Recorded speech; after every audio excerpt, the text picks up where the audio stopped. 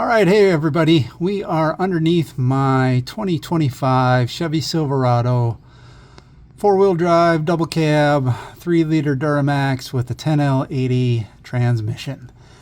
And what we're looking at is the fill plug on the transmission. Now, this is not a stock fill plug. A little bit of a story here. You can see we have the PPE pan underneath that. Great addition, really like that.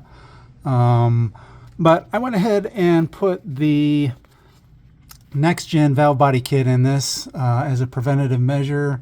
That's been great. The shifts now are impeccable. It's just a good upgrade with some of the transmission problems both Ford and Chevy have had with this transmission. So we had this drain plug out of there once already, and you know, that's a bit of a bear because this front drive shaft is right there, and it can be a real challenge to get that thing out of there. So we got it back in there and everything was fine. And then I went ahead and said, okay, let's put the PPE bypass in there. So we had to put take the drain plug out again because we lost a little bit of fluid doing that, and couldn't get the drain plug out of there. It was just I don't know what those drain plugs are, kind of a one-time use type of thing. We kind of goobered it up a little bit getting it out of there the first time. Couldn't really get it out of there the second time. Had to use an easy out. So I put an easy out in there and was able to get an easy out that grabbed a hold of it. Had a wrench on the easy out, giving it all I had, still couldn't get it out of there. And keep in mind, we had this thing out of there once already, and that thing would not come out of there. And so with a 18-inch cheater on a wrench, it finally broke free and got the plug out of there. And obviously the plug was just kind of mangled up and everything. And I'm like, there's got to be a better way here. Looked at the threads on that, and they match up to a M18 bolt. So I've got this M18 bolt. I cut it to length and filed down the edges and made it all nice and smooth. Put a crush washer in it, put that in there, and everything's been good.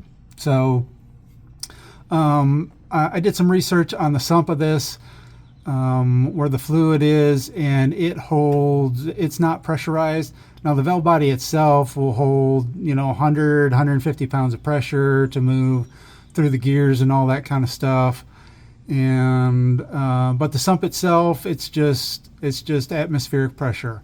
So and then when you look at the torque specs of this, I believe it's 10 to 12 pounds of torque to put this bolt back in there. So it obviously is not holding back a bunch of pressure at that type of torque rating. So I got this bolt, put it in there.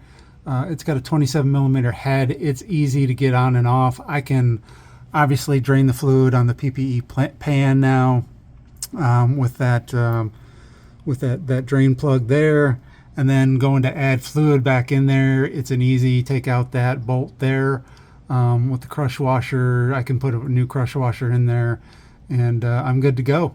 So like I said, that